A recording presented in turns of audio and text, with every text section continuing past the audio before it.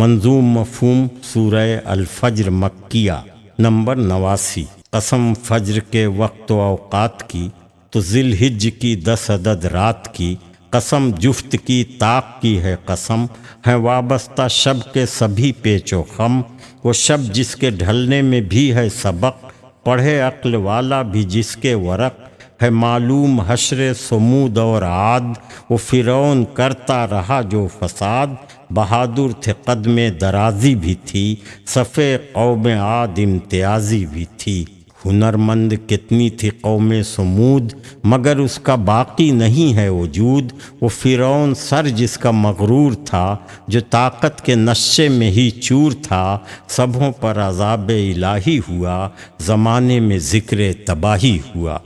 سنو حکم رب سے جو ہیں بے خبر، انہی کے تو اوپر ہے رب کی نظر، وہ انعام دے کر ہنساتا بھی ہے، وہ انسان کو یوں آزماتا بھی ہے، مگر فخر کرتا ہے انسان بہت،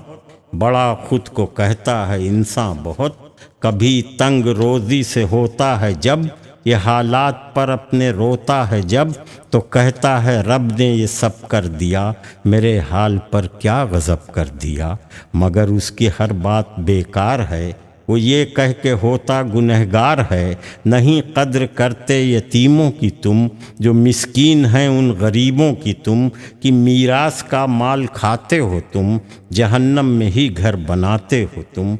وہ ایک دن زمین ریگ بن جائے گی، خدائی بھی جلوے کو دکھلائے گی، فرشتے کھڑے ہوں گے چاروں طرف، نظر آئیں گے سب کے سب صف بصف، جہنم بھی آئے گا تب سامنے، جہاں ہوں گے ہر سمت آتش کدے، پھر انسان سوچے گا یہ کیا ہوا، مگر سوچنا ہوگا بیکار سا، وہ پچھتائے گا صرف پچھتائے گا، وہ پچھتانا لیکن نہ کام آئے گا،